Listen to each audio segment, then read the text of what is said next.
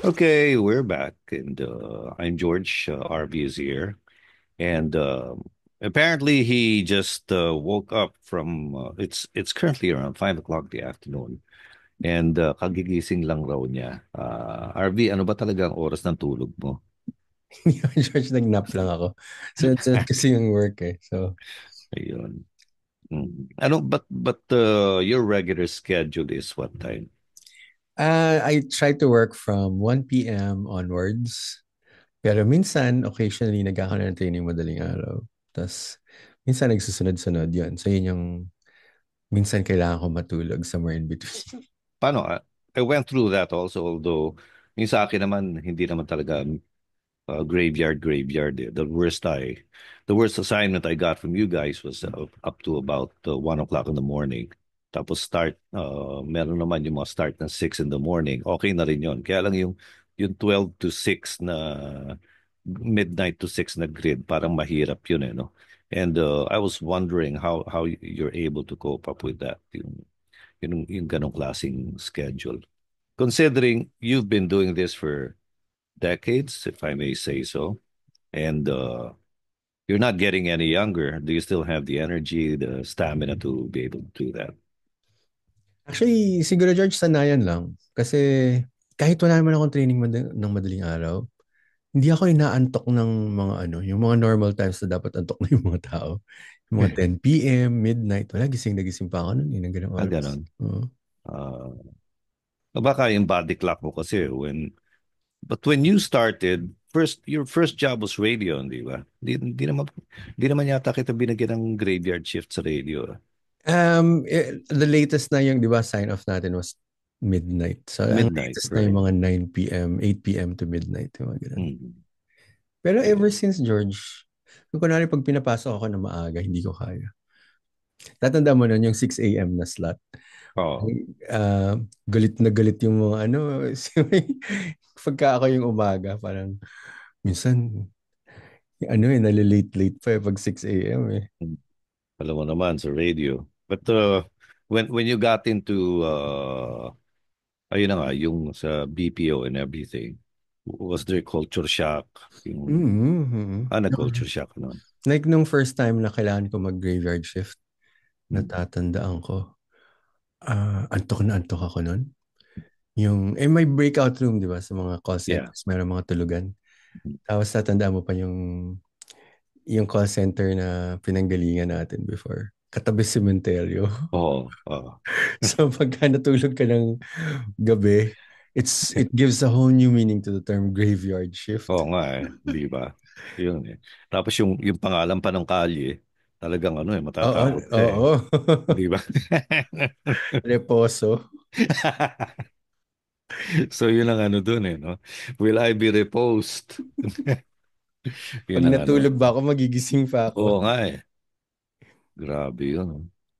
But that's um, yun ba yung unang-unang BPO mo? Yes, absolutely. Paano yun yung nagtataka nga ako sa inyo, no? Gagaling naman ninyo. You work overnight and everything. Pero may malala, George. Natandaan ko na, di nag-training sa umaga. Tapos, sa gabi, ayan na, may dumadating na yung mga tao. So, nag-work until gabi. Tapos Yeah. yung uuwi ako, kunwari, nag-start ka ng work na Monday na morning. Tapos uuwi Mm. na ako Tuesday noontime. Na dire-diretso yun, di ba? More than 24 Oh, hours yun.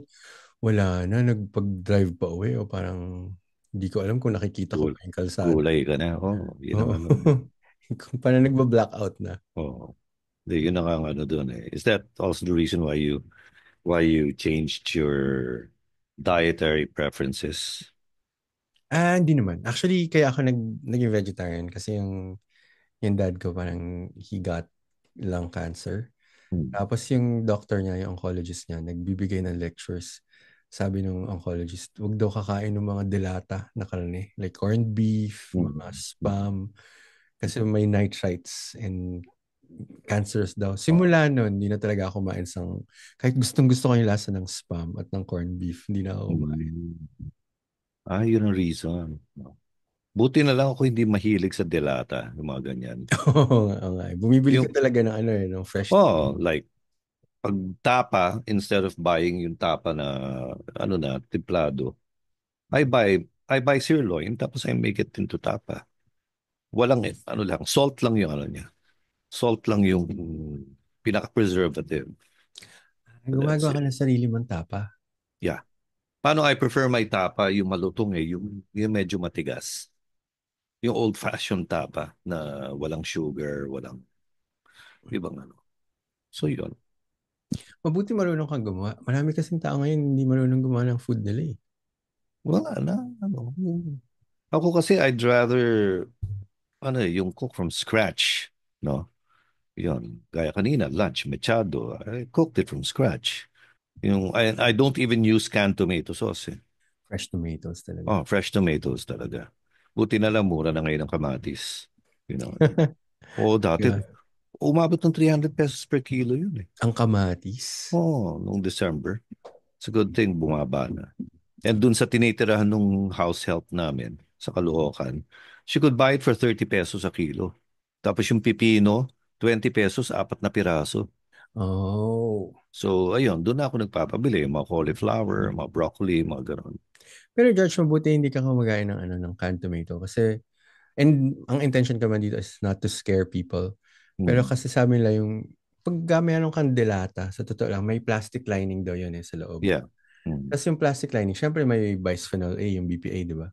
Mm. Tapos yung if you put something like something acidic like a tomato sauce, Mm. medyo ano daw, yung natutunaw daw niya yung bisphenol A. So inevitably, pag kumain ka ng delata, meron ka na i-ingest na microplastics. Yeah.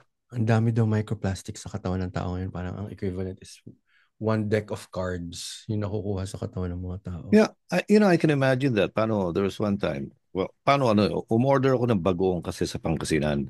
A doctor sends it to me. Paano to? Yung isang kliyente ko, doktor, taga Pangasinan. So, pinapadala niya. So, ang ginagawa niya, she has it canned. Naka-seal and everything. Tapos may plastic. Naka-plastic pa nga sa loob ng can. Eh. So she sent me. Okay. Since ginisa ko muna yung isang can, dalawa yung cans eh. Alam mo, after 1 month, sabi ko, sige, buksan na natin yung isa. Tumulo. I don't know how it leaked. Wow. Tapos nasira na yung bagoong when we opened it.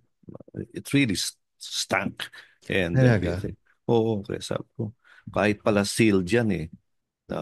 Kumbaga ano, nape-penetrate rin ng ano, yung, siguro may acid din yung ano, yung bagoong. Bagoong, no? Oo. Ang ginagawa ko na ngayon, nagpapabili na ako ng fresh alamang dyan sa ano, market. We make our own bagoong na rin. As Pa- George, yung ano yung... Kasi marunong ka magluto eh. Kaya I think that's partly the reason why you're healthy. yeah, Hindi- probably, no? Kasi marunong kang gumawa ng food. Like kunwari, pag kumain ka daw sa labas, karamihan ng pinampiprito nila, yung mga partially hydrogenated oils. Yeah, So, ano daw yun eh, it's such a leading cause of inflammation. So, pag nakitang, ayan, tumataba yung mukha, tas manas, probably it's not fat, it might be inflammation caused by partially hydrogenated oils. Compared to, for example, pag nagprito ng coconut oil yeah, or some other oil na hindi hydrogenated, mas healthy. Ako nga, anong pa nga, EVOO ginagamit ko eh. Talaga, may extra Galit na virgin. galit yung daughter ko at saka yung sister ko. Bakit sinasayang mo ng extra virgin olive oil? Ano? Hindi sa ganun eh. Iba pa rin eh. At saka mas safe.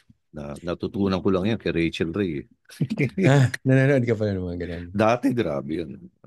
Nasa Discovery Channel pa sila. So, let's go back to the ano, no, yung may tips ka kunwari sa mga, ayan, yung ang daming bago ngayon. Sinasabi na the only saving grace of our Philippine economy is the BPO and everything. And are you into AI already do sa company niyo? Personally ako, George, ano na eh, ChatGPT is such a part of my life. Oh, yeah? What Hmm. about DeepSeek? I haven't fully tried it, pero it's something that I'm willing to try. Kasi yung Huawei pala, alam mo George, meron kasi akong kilala na taga Huawei. Tapos pinento niya sa akin, yung Huawei daw, parang sobrang it's really charting its own path in a sense na hindi siya beholden kay Google Play Oh, Store tsaka yeah. sa Apple Store. So it comes up with its own apps. Tapos parang ano lang, yung parang gusto lang sabihin na, oy, hindi kami alipin ng ano, ng mga yan. Tapos na-amaze ako eh, na parang sumisikat naman sila. Tapos yung Yeah. DeepSeek nga, isa dun sa mga apps na available sa store nila. Mm. And I haven't personally tried it, but I'm willing to try it. Yung Huawei na watch pala, it's partnering with Globe in such a way na Mm. pag gusto mo magbayad, yung GCash mo nasa watch. Oo. Siguro parang yung Apple Pay, yung Oo. tap-tap na gano'n. So gusto ko Oo. nga ano eh, feeling ko it's something worth exploring din. Inano ko yung DeepSeek eh. I tried it nung bagong labas pa lang. Sinubo, dinownload ko. Okay. Tapos I asked something. Ano eh, it was just giving instructions. It wasn't giving the real answers. Puro instructions lang. So sabi ko baka hindi pa masyadong developed dati. Eh ngayon mukhang kinakabahan na yata sila Elon Musk about those things eh. Oo nga, kasi No? high-tech na daw. Ma'am, actually, ewan ko, nada-download ba yun sa Play Store? Tingnan nga natin. Yung DeepSeek? Yeah. Oo. Oh, doon ko dinownload eh. Mm. Ayun. Pero, ano kasi George, ang dami kasing tao sa US at sa Philippines. Hmm. Well, more so in the US, natakot sa Chinese technology. Yeah, oh. Diba sabi na, baka daw may backdoor Yeah, and then people oh. can spy on you. Oh, Alibaba, yung mga ganyan, di ba? Oh, pero ang weird, nung naban si TikTok, diba, temporarily naban siya. Yeah. Yung Hmm. mga tao nag-open ng ano, Red Notes. Red Note ba yon? Yung Chinese version ng ano, ng... Hindi siya TikTok eh, kasi may Chinese TikTok. Parang social media. Oo. So yung kinakatakutan ng government, ayan, takot na takot kayo na ano, na Oo. gumamit ng Chinese technology. Tapos Americans are willingly downloading Red Note and creating social Yeah. media accounts. Hmm? Yun ang wala nga doon eh. Teka, ang Viber. Sino may-ari ng Viber ba? Rakuten, ewan ko sino man Ah, yun. Rakuten, okay. It's very popular. Paano? They even sponsor sports teams, di ba?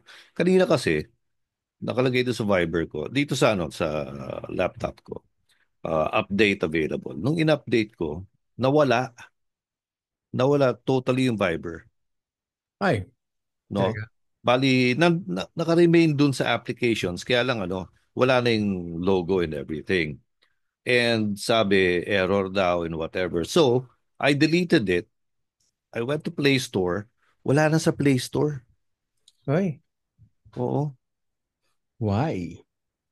Na ma-check nga So nga. I went to ano, Google. Mm-mm. Ginugol ko, nandun, may Viber pa rin. Kaya lang ayaw mag-download. Mm.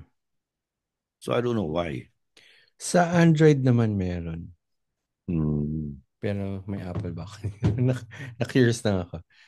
Hindi ako si Apple user masyado eh. Saan ba tinitingnan sa Apple? App Store. App Yeah, Store. sa App Store, right. Oh, App Store. Wala, ano lang doon, Telegram, Messenger, WhatsApp. Ang sa akin lang kasi open kasi meron akong Viber na naka-download. Hindi, kaya lang may Viber pa rin yung ano ko, yung Mm-mm. iPad and iPhone. Mm-mm. Kaya lang dito sa laptop, ayaw. Bakit kaya? Yun na nga eh. Baka sinasabi sa akin, palitan mo na yung laptop mo. Yun, yun ang ano. No? Meron ka bang alam na dealer ng laptop na ano? Na sa Green Hills, yung tipong ganun? Oo, may Wala kilala pa ka siya. doon. Pero I'm sure madami sa Green Hills niyan. Oo, yun ang yun ang. But then, I'm planning to wean myself out of Mac na rin eh. No? Paano? Ang daming gastos eh. Pati yung ano na lang eh, yung Office 365, Mm-mm. mahal no, no every year, oh. Oo nga. Di ba? Eh, Mm-mm. samantala sa Android, libre. Mm. So, yun. Oo. Oo. Anyway, so yun. So, what's your next schedule today? Ayan, tignan natin, di ba? Kagigising mo lang. You started your day what time? 1 p.m. 1 p.m. to 5 p.m. yung sunod-sunod. Tas Hmm. next meeting 7 p.m. Ano yan, puro ano yun online? For today online. Uh, Which would you prefer, online or face-to-face meets? Introvert. So si introvert mahilig daw sa online. Pero Ah, minsan namimiss ko rin George yung ano yung ang tawag doon yung nakikita mo yung reaction ng mga tao. yun ang Kasi sa Zoom ngayon puro naka-off cam yung mga tao, hindi mo alam kung tulog na ba. ganun. Oo. Pag nagmi-meeting kayo off-cam, Pagka training off cam, pag meeting encourage sila to turn on the camera. ah, ako kasi kahit trading you turn on your camera, otherwise don't join us. Paano? Pwede. I need to see the reactions nga di ba? Yun ang importante. Pero ang nakatulong sa akin, George, yung ano, yung time natin sa radio. Kasi sa radio, hindi naman natin nakikita yung mga kausap natin. Eh. Oo. So, minsan sinasabi ko sa kanya, ano ba to? Para naman ako walang kausap. Parang radyo. Actually, that's one of the things na ano, paano may tinetrain ako ngayon. She somehow handles a lot of artists. Tapos tinatanong nga niya, how do you do it? Yung performance raw, stage performance, maybe this is a good tip also for those who want to go into public speaking or into performing like singing or whatever, no? Tinatanong nga niya, how do you do it? Ganyan. Parang you're so personal when you're on stage. Sabi ko, think of only one person, parang radyo.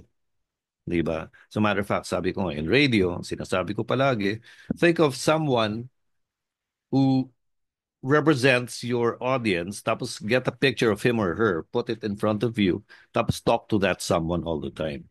Ganon din sa public speaking or performing. When you're performing, you sing to someone para para the emotions will come out. Otherwise, wala eh. Parang very generic yung ano mo. Introvert Mm-mm. yung dating mo talaga. Mm-mm. So I don't know. Probably that's the tip for the day that we could give you, all those who want to get into public speaking or whatever, or performing for that matter, singing. No, paano nung about 2 weeks ago, I was invited to parang album launch of a band na 19, 20 years old. The band was great, but yun na nga yung stage presence nila. No, sabi ko needs to be worked on. Hawak nung training ko yon. Kaya sabi ko, this is what you should do. You should tell them not to do this, and whatever. No, and the most important thing is before performing, they should do sound check. No, maski naman tayo, excuse me, pag nagzo-zoom tayo, first thing we do is do a sound check and a video check. Di ba? Can we be heard and everything? So maybe that could be a good tip also. So maybe that could be the title of this episode. Um, how to uh, how to better perform on stage, singing or acting or speaking. Importante yun eh. The preparation is probably more than 60% of the total thing eh. Yung yung delivery madali na yan eh because you're prepared naman eh, 'di ba? You know what you're gonna say, but prior to that, how you're gonna say it, how you're gonna sound, that's very important. So kaya kailangan na gaya ikaw, you're a classic example. You use several microphones for several purposes. That's very important, 'di ba? Yung ganon, gaya ngayon, anong mikropono gamit mo? Yung galing sa'yo, sure. I ensure, Di ba 'di galing sa'yo? ba? Yung SM7 ba yun? Oo. Oo. But sometimes you use road, di ba? Ganun eh. So iba-ibang iba-ibang mga purposes. Ngayon naghahanap na ako nung yung ganyan lang. Yung kay Madonna. O paano pag when I do workshops, parang inisip ko mas masarap siguro yung ganyan. So your hands are free to move around. Wala pa ako nakita maganda eh. Na Ano. Or pwede rin yung lapel. Lapel, alam mo ang problema sa lapel kasi condenser mic yan eh, no? So it sucks up all the background Noise. noise, Mm. no? Yun ang problema eh. So kaya ayoko eh. Maski yung dito, I use yung sa'yo, no? I use a dynamic mic which is wala kang marinig na noise kahit na wala akong noise suppressor. So that's very important. Mm. Mm. So yon. So ladies and gentlemen, that's what we can suggest to you, no? preparation for whatever you're going to be doing, either even if you're performing on stage, singing, acting, or speaking, or even sa job, no? Even before you go to a job or a job interview, make sure you prepare yourself. Ikaw, what do you suggest to those budding whatever? Lahat. Lalo na ngayon, ano, malapit na matapos ang school year, so there's going to be a whole bunch of graduates looking for jobs. So maybe in the next few episodes we could tackle that, yung how to best prepare for your job interview or whatever. No, Hmm. 'di ba? Yep. Yun din natin. So we'll see you next week.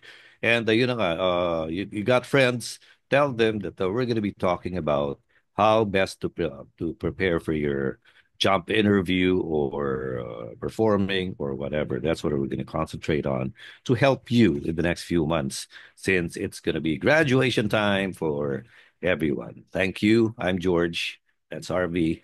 It's a wrap. Good day.